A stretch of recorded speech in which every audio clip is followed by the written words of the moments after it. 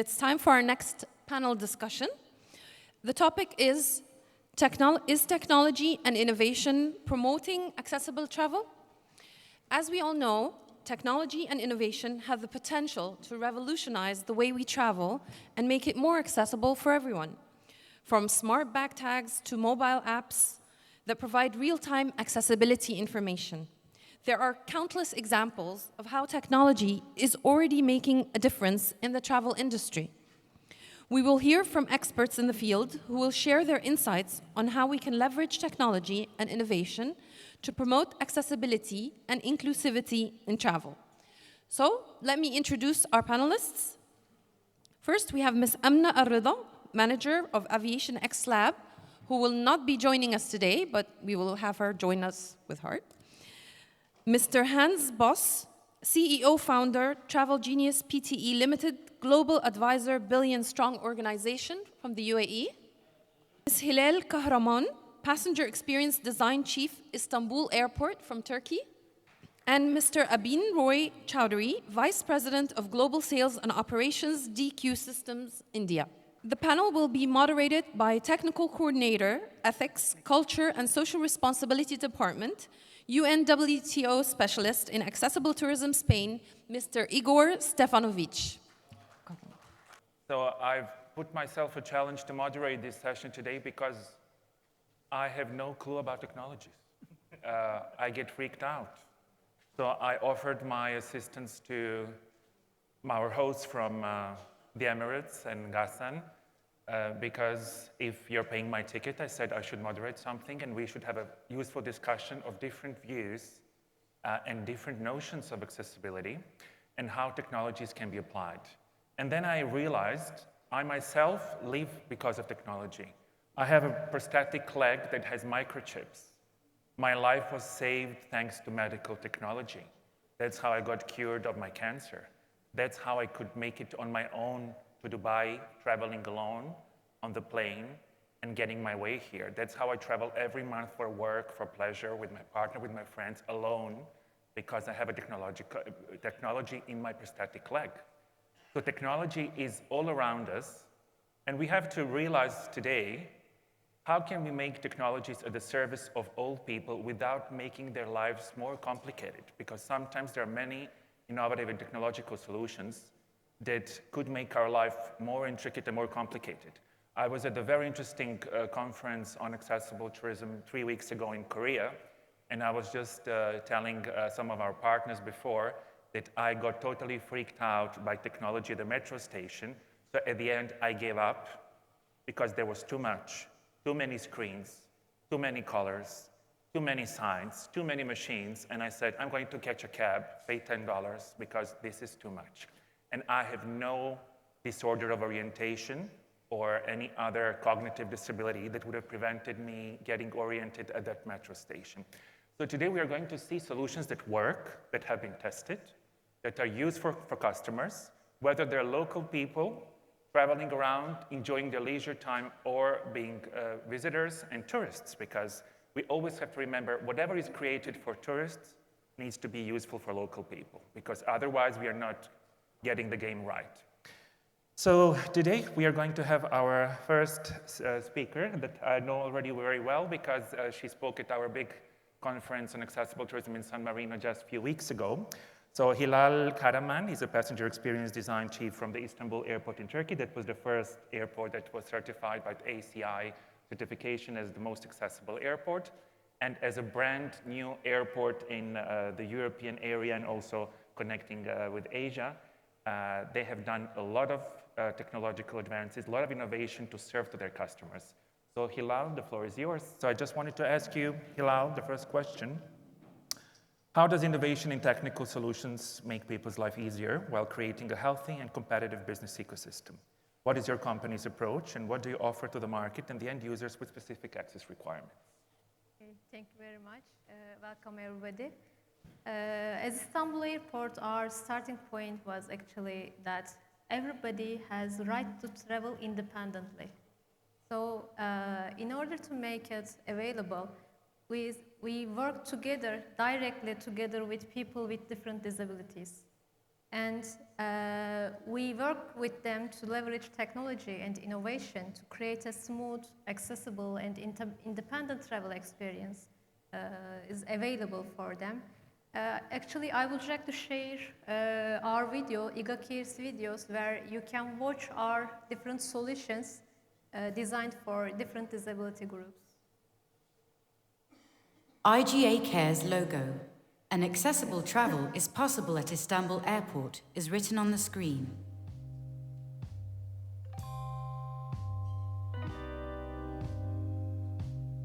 Drop-off and pick-up point. Accessible hover ist.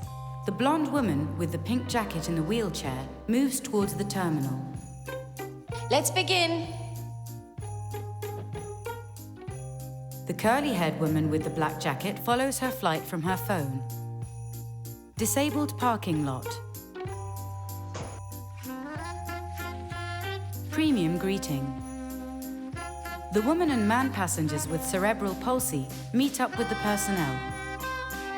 Assistant call point. Hello, I need an assistance service. Can you help me? Priority entrance. Sight-disabled man with the white cane uses the tactile paving. We all have the right to draw our own route in life. Accessible route. Loud steps. The woman with the hearing aid gets information through the induction loop system. Hello, ahead on the left. Have a nice day. The mother and his son with autism are taking the sunflower badge from the information desk.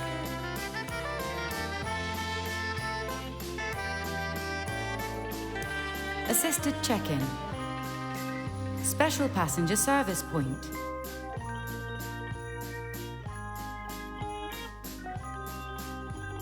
Fast track. Passengers with cerebral palsy getting premium service. Video call center with sign language. The woman with the black jacket says, "I want to have proper information." The blonde mother and her child receive the very special guest card.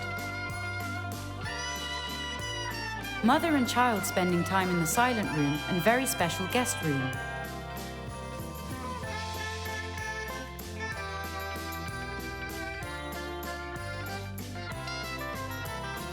The adult changing unite inside the accessible toilet. The woman with the black jacket gets information from the digital info kiosk with sign language. Passengers with cerebral palsy getting premium service in the IGA lounge. Let's eat something And have a nice chat. and let's don't listen to all announcements all the time. Here we are in such a place.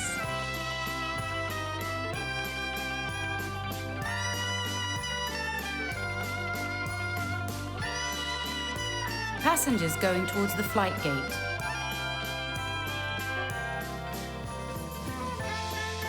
As a social initiative, Accessible Everything, we aim to ensure accessibility and inclusion and to be included in all areas of social life with universal design. We are very happy to be able to make our contribution and to be with Istanbul Airport, which has taken concrete steps towards this goal. The woman with the pink jacket goes to the plane with the assistant. With the IGA Cares logo, an accessible travel is possible at Istanbul Airport is written on the screen on the general view of the airport. The logos of Istanbul Airport, erişilebilir her şey, Turkish Airlines, are displayed on the screen.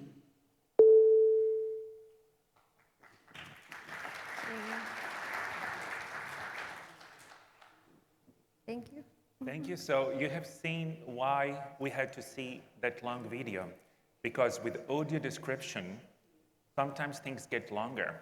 Sometimes you need more time to describe. Sometimes you need a slow language or a language that is adapted to people that might have some cognitive disabilities, so the explanation would get to them, and they would have the same information that they could cope with as everybody else. So that's why we had this long video that I said to Hilal at the beginning, but now I see the reason that's totally justified, because we are tapping into different disabilities in this one single video. That's why it's so complex and intricate.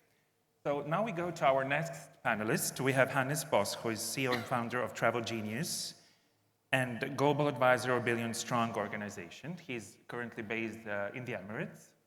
So Hannes, what is your approach to your business model and what are you trying to achieve and who are the end users of your experience? Thank you, Igor, and thank you, distinguished guests and attendees, for having us here. To start a little bit, to build on what you just said about technology, I'm not a technologist either, but I own and operate a pretty advanced AI company. What I do have is an extreme passion and a strong belief and big dreams around what we can do in the world. And so I found a partner and we built up a team and asked the biggest dreams in the world to our technologists based in India. And you will see in the next few minutes what we have built, and hopefully that will give you a dose of inspiration around what you can build if you dream very big and ask a team of engineers, technologists, to actually build it and have the patience and persistence for 5 years, what we did to build what we built. We are a location AI intelligence company that really provides travel recommendations around the world for any traveler. And specifically for today, for this event, we launched the first global accessible travel tourist map that especially for Dubai Emirate has mapped out the best locations to stay and travel if you are dependent on a wheelchair. Let's start with a 90 seconds inspiration video, and then I will share with you the actual platform. Imagine a world where you could travel on your terms, where you could shape your adventures to suit your every need. You want to explore the unknown, but you have diet requirements. You want to dance the night away, but to beats that speak to your soul. You want control. You want assurance. You want to know that every moment spent was curated for you down to the tiniest detail. Meet Genius, a one-stop platform powered by AI that will change the way you explore the world on your terms, for your needs, your budget, your bed type, your hobby needs, your food likes, your I travel for culture, to party, to relax, to explore, to connect, to disconnect. It's searching for whatever you need and getting curated results down to the last detail. Everything on your checklist checked, checked, and checked. We'll show you the best places to stay and the best times to stay. There's a convention on this day, so maybe not today. It's that detailed. It's no more browsing, no more multiple platforms. It's no more generic results, no more OMG, where am I? It's just genius. Well, 5 years ago, that was the dream that I laid out to the team, and I found a partner in crime to really actually build it. And it's with great enjoyment that I can share today with you that even for Dubai, we mapped out this specific travel recommendation platform for the Dubai Emirates. Every street, every building, we mapped out to ensure that we provide you not just the comfort and safety roaming around, but also have an incredible experience when you enjoy the Emirate in Dubai. While I speak, I will show you in the background our key products, and we are in a stand outside where you can see our platform live. The beauty of our platform is that it is accessible by anyone because it's voice enabled, and you can speak to our platform and type in any dream or inspiration or experience you may wish. We built our own global travel map. You all know Google Map, and we made sure that we rebuilt that map from a travel experience point of view.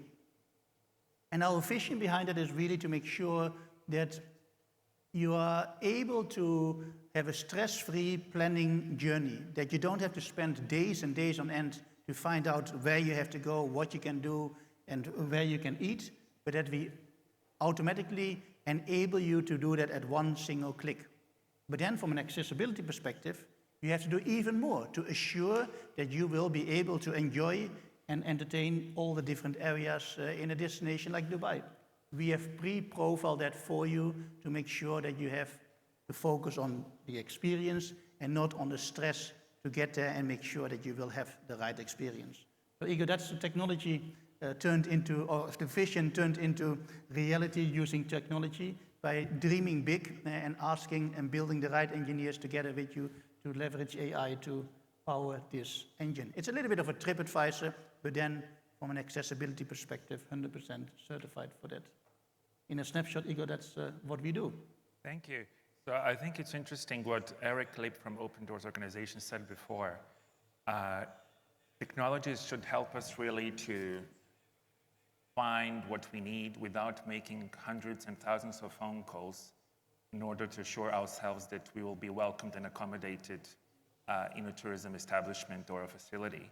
Because that's the biggest frustration of people with disabilities, making phone calls, being promised something, getting there, and not getting the service that you have hired. So if you have technologies helping things being checked, already tested and used by people with disabilities, and then you can locate the service and enjoy it as well as other clients that have done this before you.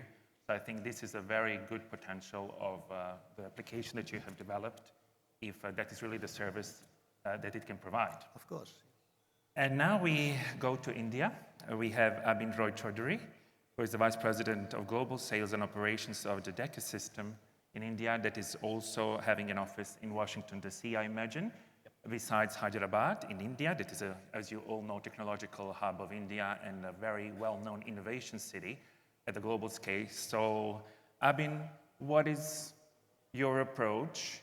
What's the solution that you're providing, and how did you spot the need for that solution? Sure. So in today's time, numerous travel assistance platforms and innovative technologies is kind of proliferating the market, right? Significantly trying to ease the lives of people so that they can plan their holidays, ticketing, everything online, right? You will see a lot of these applications like ticket booking applications, cab booking applications, airport applications and stuff, right?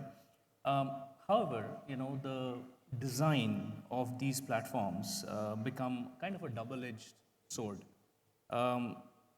because it kind of does not address the accessibility requirement of all the users, right? While undoubtedly it simplifies lives of some, but it also creates that digital divide, right? Now, if you think about your whole experience from ticket booking to kind of doing the travel, unless things are designed in such a way that every aspects or every personas of disability has been considered, it's not a fruitful solution, right? So. Yet if these kind of technologies are there, it fails to identify the diverse need of the users. And that's where we figured out that there is a sheer need of technology to be brought in, not at the stage when an application has been built, or we are somehow trying to do a band-aid solution where we are saying, okay, now the application is built and now let's show how to use it, right? So we at Deque, we have been into the digital accessibility business for the last 24 years. And what we have been doing is we have been helping companies, like from the Fortune 500 companies, largest banks in the US, to the SaaS unicorns, to make their websites and mobile applications accessible to people with disability. Now, how do we do that? We kind of figure out we have certain services, we have certain tools, and we have certain training programs. Now, the idea is that once you build out a website, and if you are thinking about making it accessible right from the design phase and not doing accessibility after post-production, then ideally you get into doing development at a much lesser cost. Plus, when you want to revamp things after development is done, then it's kind of a very costly affair. Studies from IBM says that it's approximately 30x more expensive to fix things after production than if you would have fixed things at the design phase. So what we do is we give you the luxury of our products that fits into every stage of development, right from the design phase to the development phase, testing phase, and the post-production phase. even to serve the community, for the people with determination, what we have done is we have created the largest open source platform available globally called as AxeCore, which has more than 1 billion plus download, the B, the big B billion, right, across the entire developer community. So what we are trying to tell organizations is that do not focus on making things accessible because you have built it, but rather shift left, think about implementing accessibility right from the design phase, and make sure that you are actually helping people with disability to utilize solutions that really make sense and not band-aided with widget solutions and things like that. I think that's a good approach because what you've said, that you need to see what the requirements, specific requirements of the users are. Yep. As there is always this line that Eric Lipp said before, everything, how was it? Everything with us, but not without us. I don't know. So it's about consulting people with disabilities what they actually need, because sometimes you do things from the engineering point of view, yep, but you're not really producing what the sector needs or what the users need, so you're kind of making it more complicated. Exactly. You're saturating the solutions with too many items. Right. Think about a solution where you're trying to put in a widget, right? Now, what you anticipate is that someone who is a blind user will go to a website and they will go ahead and utilize a widget to understand what is the content on the website. Anyways, the life of a person who is blind is difficult because they have to use a screen reader software. And now what you're trying to do is you're typically expecting they go to that new website, learn a new widget, and then utilize the website. It would have been that you would have designed the website in such a way that whatever screen reading software they're using, be it an NVIDIA, be it a JAWS, it's automatically reading out the content, right? So I think it is about creating the ease for using software for people with disabilities rather than making it more complex and making it harder. Thank you, because one of the main issues in accessible travel, what you have brought up is the entire travel experience, the entire experience along the value chain, because it's extremely difficult for a person with disability to book a holiday on one single spot without going to a specialist in accessible travel to make sure that everything will work. But this is still the missing chapter. Let's say that you make sure through a website in an independent manner that what you're booking is fully accessible. Normally, you need a travel consultant or travel agent that would do that for you. So we need to make this as independent as possible. And it needs to be experience that everybody can go through and without really consulting an expert or making all these phone calls. So Hilal, when you developed all these things at the Istanbul airport, I imagine it was also done accompanied with the universal design principles because the airport is brand new. So it was covering different issues, the built environment, technologies, different kinds of disabilities, including sensory disabilities. But what's your observation on the feedback and also on what the first-hand experience of the users? How do you have really proofs that it's a win-win solution both for people with or without disabilities, everything that you have created? Are you seeing that people with no disabilities are using all these solutions that were meant to be for people with disabilities? Like, what is your observation on these new applications and all the new technologies and solutions, accessible solutions at the Istanbul airport being used by all people? So what is your feedback on that?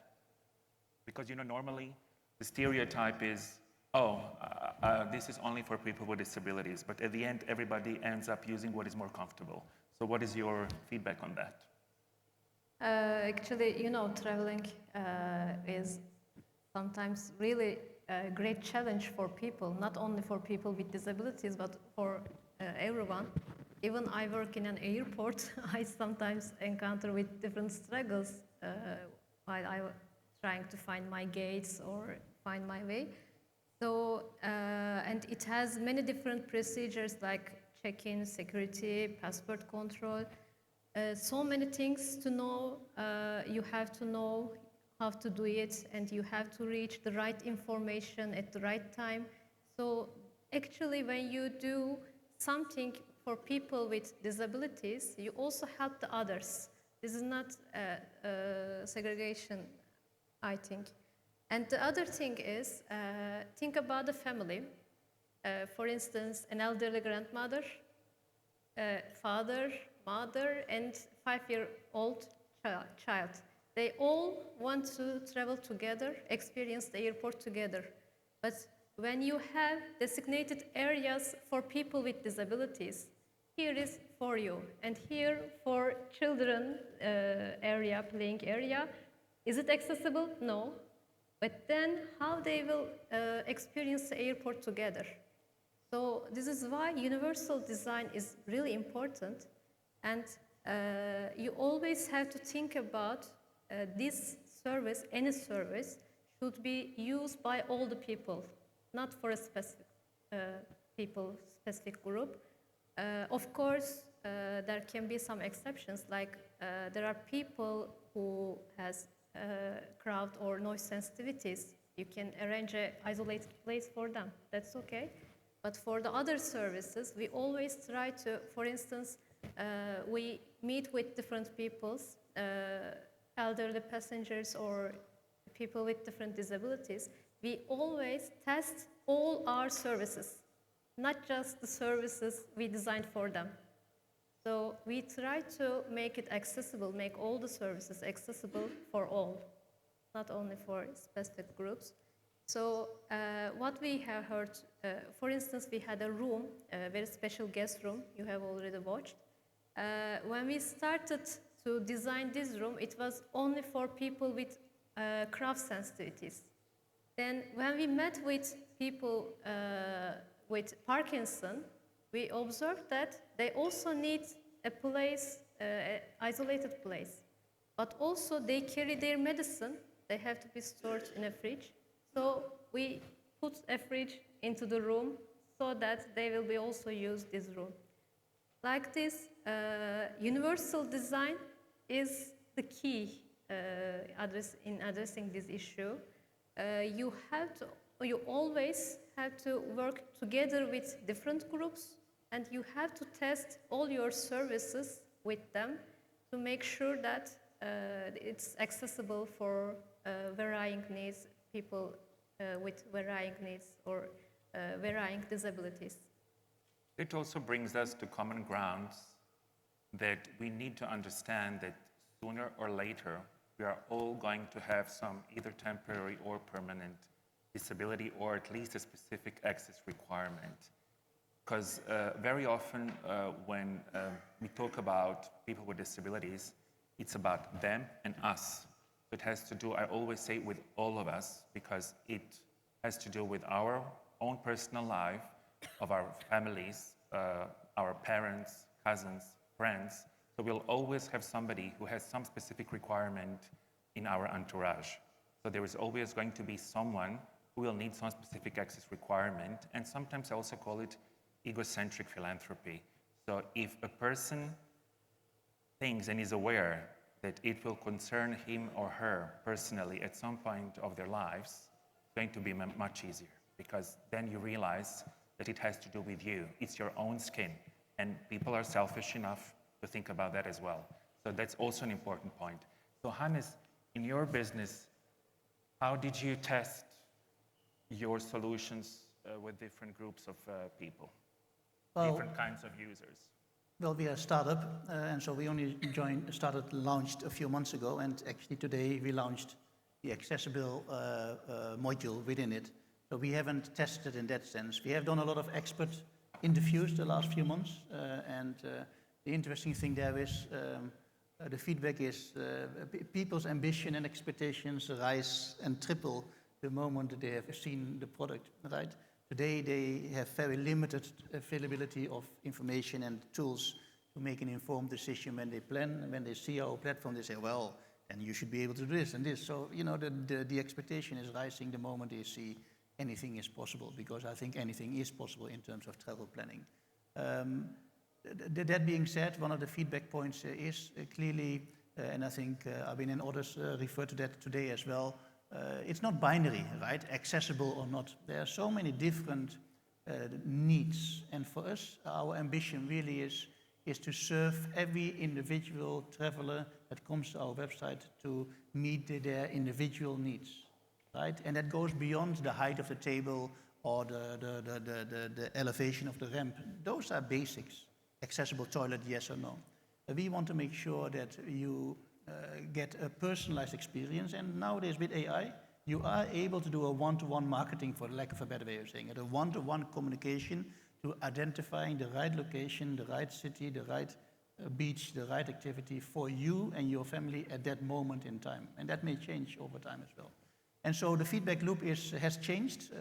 We are seeking feedback, so please do visit our website and do share the feedback, because I think it's a journey. I think it's a journey of many years to really meet the gold standard as in the Istanbul Airport, no doubt about that, right?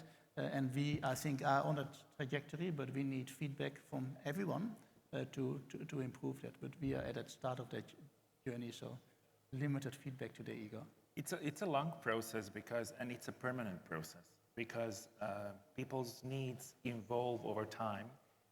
The awareness of quality of life and what we need also evolves over time. And there is also a growing social trend that is totally reasonable and self-understood. Disabilities don't determine the way you are set up psychologically. Because, for example, if you acquire a disability, I acquired a disability 5 years ago, I'm still the same person. So there are so many social notions of social integration to take into account that later on tap into business opportunities. So I wanted to ask Abin, so your clients, for example, when they ask you to verify their websites, their technological solutions, do you think there has been a shift of ticking the box that I'm doing this only for compliance with the law, of understanding that this is good for all their customers with or without disabilities? How has this shift been observed by your company in your own experience? Absolutely. See, from the point of doing accessibility checkbox model to really implementing accessibility, how things have changed. If you think from the perspective of elevators, emails, closed captions, these were brought in with the idea that, we want to make the world more accessible, right? But then, accessibility shifted a little bit more, and it shifted to the point where we said, okay, if you have an image on your website, right, the best way to fix it for a person who is blind is putting an alternative text. You do that, but the important piece is, via automation, you cannot figure out whether the alternative text that you've put for that image is meaningful or not. Because I can put ABCD in an image and I can call it, okay, I've fixed it in terms of the checkbox guideline, right? But I haven't given it a meaningful direction, which is one. The other important aspect in this journey is that it is about testing all forms of disability, right? Officially, there are like 5 forms like sight, hearing, sensory, motor, and mobility, right? So are you doing the testing for your websites and mobile application for all forms of disability? If you are, how are you doing it, right?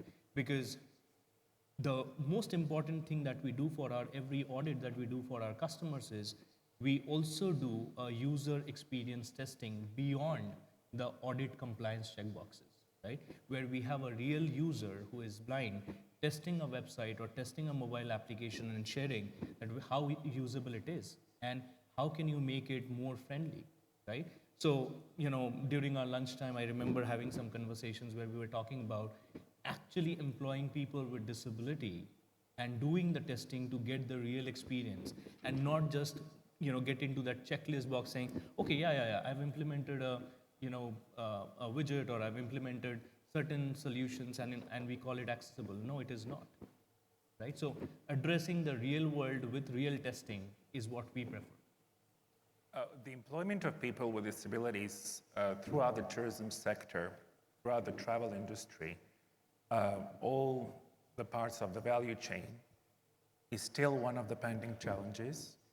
So I would say this is one of the most difficult issues because there is still not enough awareness that people need to be employed, that posts can be adjusted, readjusted, described in a different way, but There is no justification if you have 100, 200 employees in your company and you just happen to say, we have nobody with a disability because we cannot accommodate, or it just didn't happen. If you don't attract the workforce with disabilities, they don't feel that they can apply for a job. But sometimes by adjusting 2 or 3 lines in the job description, you get the right person to work. Yep. And in technologies, that's extremely important because, as we said, if we don't have this testing, they can even result more confusing. Absolutely. Yeah, you know, think about few small changes that we do, right? Like we implement color contrast fixes. Now we think we are implementing color contrast fixes for people who have color blindness, right? But is it really so? Because if you fix color contrast on websites and mobile application, you're actually alleviating the eye fatigueness problem for any normal user, right? Today, in today's world, each of us kind of acquire glasses at some point of time because of our vision corrections, right? Now, making a website or a mobile application with a proper zooming capability, like zoom in, zoom out, not only helps someone who has low vision, but it also takes care of people who are acquiring, a problem with vision and wearing glasses. So it is not about segregating people with determination in one bucket and, abled people in the other bucket. There's no segregation like that. Because if you think about accessibility, it is about everyone, right? It's not just for someone separated. Thank you. You mentioned an interesting subject that I like very much. That's the audio description for blind people, because I've been recently to Korea for a conference, and there was an interesting presentation by an Australian company about storytelling. So when you do videos with audio description, you're not supposed to say, a woman is taking a glass of water, she's sitting, she's looking at the sky. This is not giving any emotion or any impression to the person that is listening to that kind of information. So there needs to be curated storytelling behind it, so it would master the automated information that has been produced by machines. So this is where we have innovation as a permanent combination of human and technological factor, because they cannot work otherwise together.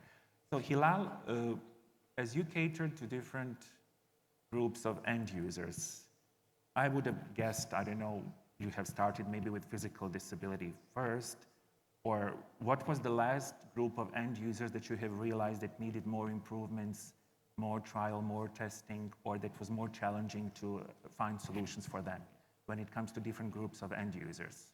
I imagine it was phased out to cater to different needs, but what was really the most challenging part in the whole process if you cater to different specific access requirements? Okay.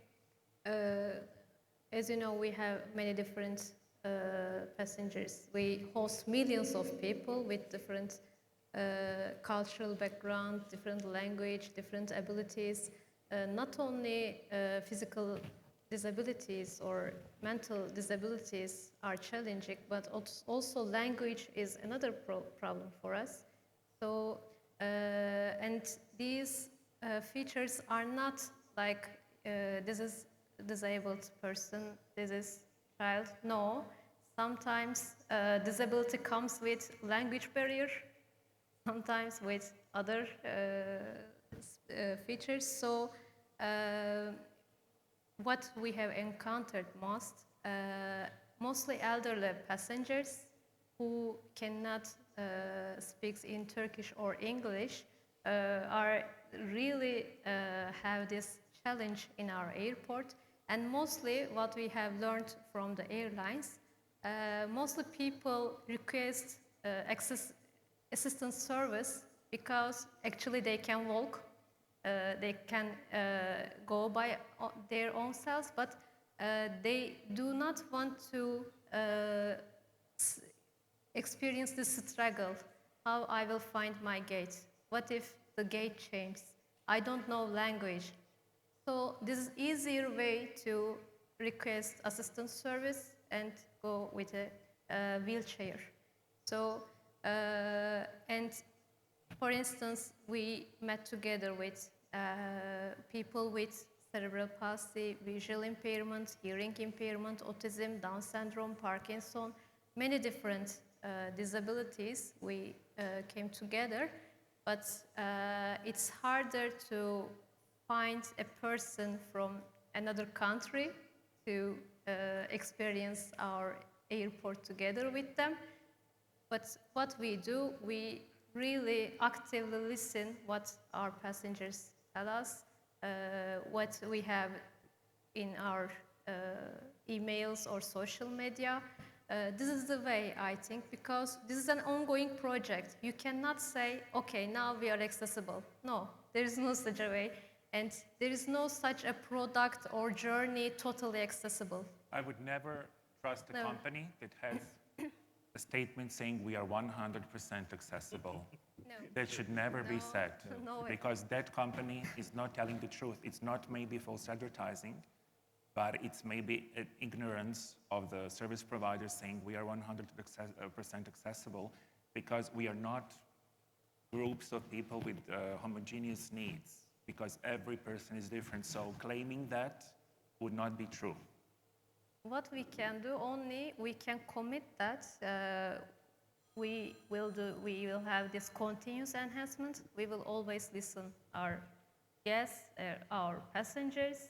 Then we will improve our services according to this feedback. So this is the way. Thank you. So Hannes, what are the next stages of your application development? I just wanted to ask, in your personal opinion, do you think it needs to mature according to the feedback of end users and the way they have interfaced with your application and the way they're going to relate to the information being provided? So is it about maturing the ideas and the feedback, or you're saying that all these feedbacks are going to also involve major investment in every single step that you need to improve? I would say both. I think the number one feedback that I received today, but also the last few months, is accuracy, right? Everyone involved in trying to plan an accessible trip anywhere has experienced that what the website said or what the reservation agent promised on the phone was not 100% accurate, right? So the accuracy is a key area of focus, and therefore we need that feedback loop, as you mentioned, from users, and we are seeking, of course, investment to make sure that we can cover that worldwide. That's the difficult part, because that requires millions of users to really share with us feedback, similar to TripAdvisor 20 years ago, or 15, 20 years ago did the same. We are trying to be the next TripAdvisor in that regard. The easiest step is leveraging AI. And that is, I think, a quite hopeful message I would have with the audience today. If you look to many of our peers in the industry that are involved in travel planning around the world, are very passionate people who are having some level of travel agency or have built a website where they capture their own experiences. And they took years to capture manually themselves with pictures, their own experience, and share it with the world. You can't cover the world with that in the next foreseeable future. And so we have AI models that really capture and analyze a picture and understand the height of a table, the height of a bed, the width of a door, the width of the space to roam around. And so these AI models, if purposely built for or designed for accessibility levels, and that is what we are doing as the next phase, you really can scale it up, because there are billions and billions of pictures around the world for every single street, every single hotel room, and every single restaurant, for that matter, that capture the profile, the DNA of a destination or of that building. And so our science team is preparing to scale up and turn these pictures into profiles of accessibility, so that, to my earlier point 10 minutes ago, we truly can do a one-to-one travel recommendation to your exacting needs, not just wheelchair accessible, yes, no, or a slope ramp, yes, no. Depending on the elevation, the slope can be accessed by you or me, yes, no. And that type of one-to-one tailoring of advice is what we are going to solve, not by manually intervening, not by manually physically visiting all those areas, because that's too, I mean, I'm almost 50 years, I would not see the light of that product, by simply using AI, turning pictures into that type of knowledge, and then powering our machine to do that. So that is our next two big ambitions, Igor. Thank you. There have been many positive changes. There are many people around here who have been dealing with accessibility for 20, 30 years. I've been around in this business for 15 years. And in these 15 years, many things have changed. For example, at UNWTO, when we started talking about accessibility to our member states, maybe only 10 or 15 countries understood that. Then we worked on an international ISO standard to define what accessible tourism along the value chain is and what the destinations should do. And there were 65 governments who requested a copy of the standard to use it in their own national policy. So things are changing, and for many end users, it's a frustrating pace because people need solutions, because what is not working with accessibility is promising that you're doing something. Everything that we do, we need to show how it works, because otherwise politics and accessibility sometimes are not the best combination if we are not providing the solution. So we always need to showcase what is being created. Is it useful for the policymakers, for the legislation, for the destination, for technologies? So are there any questions from the audience? Would you like to ask our speakers, our panelists? There's a lady or a gentleman behind, to the left. Can somebody take the microphone, please? To the left. The last door to the left, please.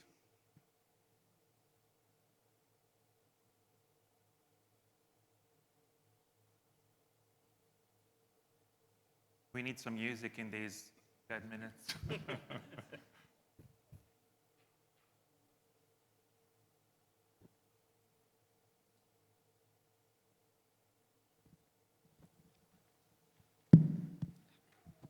Thank you. Thank you very much for this very insightful panel session. Very much interested. My name is Rama Rajdi. I come from France. I work for United States Press Agency as a correspondent. So I was really much impressed by the AGA Turkish Airport. I'm looking forward to go there.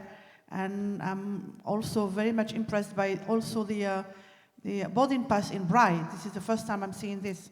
Very innovative. I'm very, very impressed of all the innovative devices and facilities to welcome the disabled people over there. I have a question for Mr. Anes. When I saw your app, Genius, I'm not sure if I get it exactly, because you were displaying some slides of your app, and I saw the map of Paris. Is that right? But I see that you're from the UAE, so I didn't really understand if this app is to be functional in France or here in the UAE, or is it global? Or can you tell us more? Because I'm very much interested in your app. Because I don't know if you know Paris, but it's totally terrible in terms of accessibility. So you're going to be more than welcome with your app. But I don't know how you guys are organizing this in terms of discretes, or are you dealing with the government? Or these are my questions. Thank you. It is global. Why did we have Paris? And for the event, I should have done Dubai, my apologies. But Paris, because the Paralympics are this summer in Paris, and we have a big campaign to launch the best travel guide for Paris for the Paralympics this summer.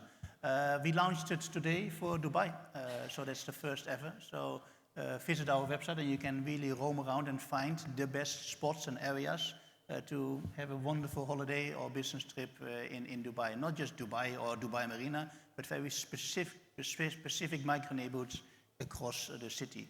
We are rolling it out worldwide. We launched today 10 cities, Dubai, Qatar, Paris, London, and Amsterdam, and so on. And we add every day another city.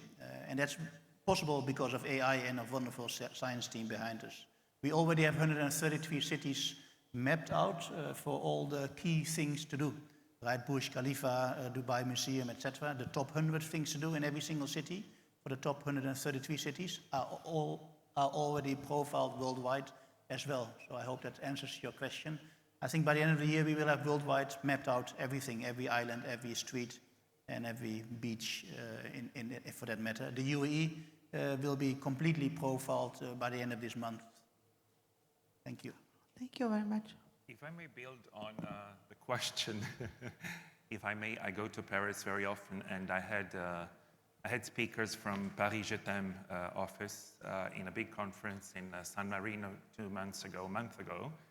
So I was amazed that the city of Paris is only doing the comprehensive mapping of what is accessible in the city in terms of hospitality, hotels, restaurants, discotheques, catering, museums that would encompass the whole destination.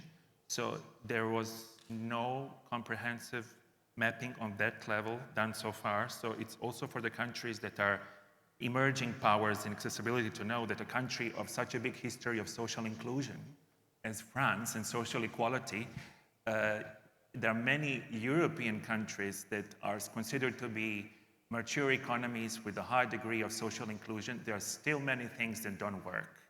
So I have to say the truth that last year I learned from the Dubai airport how good assistance is being provided, because where I live, it sucks. It's not good. So I learned from Dubai how things are done at the airport, because I live in a European capital where things are not good at the airport. The assistance is not good. So I'm just saying we are all learning from each other. So this mapping is a challenging exercise. So it's interesting to see how you combine the technology with other sources of knowledge to tap into all that information. Yeah, and Paris Je t'aime is one of the best websites, if you ask me, to profile tourist sites.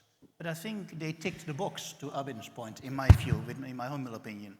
Because travelers of determination need more than that. They need at least the assurance, the safety and comfort of the basics. An ATM that is accessible, a grocery that is accessible. I like a cup of coffee every day when I'm on holiday. So a coffee outlet or a beautiful, baguette, French breakfast in the morning. Very basic needs of any traveler, subject to where you go. And that is what we call basic essentials. And so the tourism sites like Paris Je t'aime did a great effort to map Musée du Louvre or the Eiffel Tower. But a traveler of determination has so many more needs before they even get to that spot. But a day is very long when you travel. Exactly. You want to do so many things. Going to Louvre will take you 2-3 hours, but you want to eat, go to the toilet, buy a bread, croissant, buy perfume, makeup. And then you need to make sure that the streets around the area that you stay are accessible. Are there sidewalks? Are there ramps? Are the streets pedestrian friendly? So we are mapping out every single street, the service, the width, the elevation, in order for you to get the assurance that whatever disability you may have, any level, we will find you the locations that fit perfectly your needs to have a wonderful experience. That is the ambition, and I think with AI, we easily can achieve that. It's a function of dream, push your effort behind it, and get it done. Like we started with our map, that next vision that I just mentioned is just a year away, not much more. Yeah, with the AI-powered thing, what we have done is we have done something very interesting.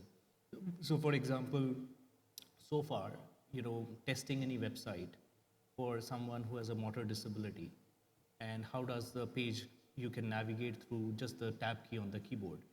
How would you kind of identify that, right? You would normally go ahead and tap on the page and then identify, okay, this is working or not.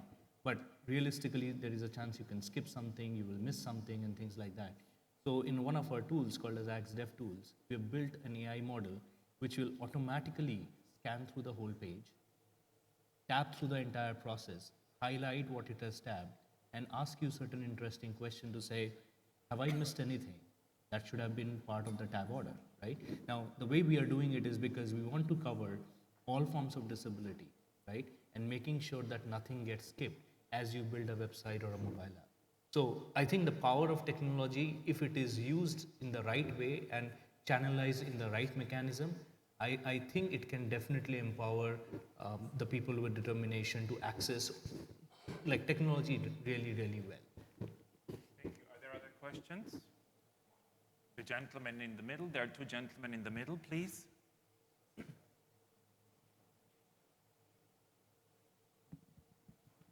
Hello everyone, my name is Vitali. I'm from AMSAN, Technologies for Deaf. My question will be for regarding Istanbul Airport. Please specify for me if, especially for people with hearing impairment and deaf people, which sign languages you're using to help an assistant in the airport, and if it's working 24/7 or not. Thank you. For now, it's only available in Turkish language, Turkish Sign Language. But when we create our videos, or we have, for instance, some FAQ in our website, we also use international sign language, these platforms. Is it working 24/7? Sorry? Is it working 24/7? 24 hours a day. Is it always operational? The videos, yes, videos are available, FAQ videos, but Turkish Sign Language, it's also available in 24 hours, yeah. Thank you. Thank you. And the gentleman, please. All right. Thank you so much for the great information that you guys shared with us today. I have actually two questions. One for Ms. Hilal and one for Mr. Hassan. The first question for Ms. Hilal. When you adopted that methodology of developing the airport in Turkey, have you adopted another model that was available and you started just to implement it in the airport, or you got the support from the experienced people or professional expertise? And if that was the case, what was the specialities that you adopted or that you recruited in order to ask them what is required? I can give an example for this. For instance, we have lot steps, an indoor navigation application. While we have site visits together with blind people, they told us about this solution. Then we contact with the related company, we invite them. We invite the company, invite the blind people, and invite our IT teams. All of them work together, had site visits, tested together, and sometimes it was like that. There was software developers, blind person telling that you should do this, and they just changed the codes, now try again, and like this, they all improved these last steps indoor navigation. That's amazing. Thank you so much for the information. And the last question is about AI. I'm fascinated with AI just like everyone else. You know, this is the future.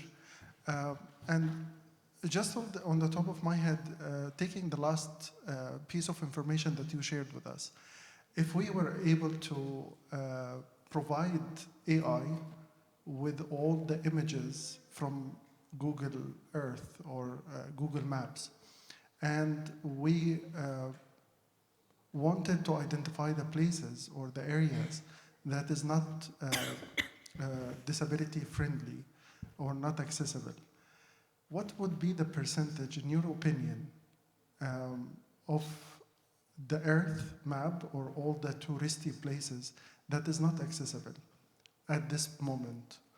Would it be overwhelming for AI, or it's not that bad?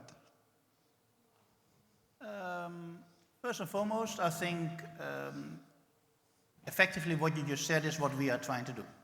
Using pictures, a picture that you make on a restaurant that you will have dinner tonight, or a hotel equally, or use the Google map, use those pictures. We scan the world, every street corner, every 5 by 5 meters, to turn that into accessibility typology segmentation. So that's easy to do, and that's a journey that we have started. I'm not a technologist, but I'm a data geek, and I would say that less than 1% of the world, less than 0.1% of the world is accessible today based on the standards that you and I would have, less than 0.1%. I know that because we profiled the world for travel experiences, and we curated the 1%, the gold information, the gold locations, the best streets, the best this, the best that, right? Worldwide. And that's already less than 1%. Oh, wow. And the accessibility within that, of course, is a fraction of that 1%. So it's 0.1% easily, if not less than that, on that. Yes, there are a lot of sidewalks. Yes, there are a lot of that type of streets. But if there's no ramp, then maybe the sidewalk may not help, right? So we are able to profile that, and I think the prediction of 0.1% is probably an accurate one. More importantly, we can use the Google Map to turn it into making it visible to you, so that you will go to the 0.1%. Right, but we still have a lot of work to do, right? Thank you. Thank you. Thank you so much. One last question, please, because I think we need to wrap up. And the gentleman yes, also yeah. in front of you. I have a question for Turkey Airport. Thank you for the service, it's very nice. But language, only language, Turkish or all language? For the passenger is coming for the airport, Turkey Airport. Language, only Turkish language, the services in airport? Just sign language is only Turkish. Sign language. Sign language. English? But the others, Turkish, English, we have, for instance, digital wayfinding. It includes 6 different languages. And in information desk, we have translation devices. So we have many other solutions for that. Thank you very much. Thank you. And Google Maps, only a system for the system, only English also, or all in Arabic English also? Yes. It's today in English, but by the end of the year we can make it for any language. The AI easily can convert it to any language, spoken and written, yes. Thank you. And the gentleman in the front row just wanted to ask one last question, please, and then we need to close. Sorry, thank you very much. My name is Abdullah Abdelaziz. I'm from Accessible Bahrain. I just have a few questions to Hilal about what motivated IGA to make the airports accessible, despite the compliance? What other motivation might you have had? Nice question, thank you. Actually, our team, customer experience team, we have already this motivation, but in order to make all these ideas implemented in airport, the answer is our ex-CEO. He had a child with autism, so he already know all these things, struggles, and he just said us, do it, do it, do it. That's the answer, and true answer. Thank you. Thank you. That's bringing us to the wrap-up. We need CEO-level leadership to change things in accessibility. If you don't have an ambassador for accessibility or a CEO leading the way and being convinced of the human rights and business case of accessibility, the change is not going to happen. We also need to understand that innovation needs to be a win-win solution both for travelers with or without disabilities, and that innovation needs to make people's life easier, both local people and travelers, while creating a healthy business ecosystem. Because we need to understand that you're doing the right thing for the people, but you're also developing your business ecosystem that is going to create new posts and maybe new employment for people with disabilities who are going to work on your solutions. Thank you very much for your time. Thank you.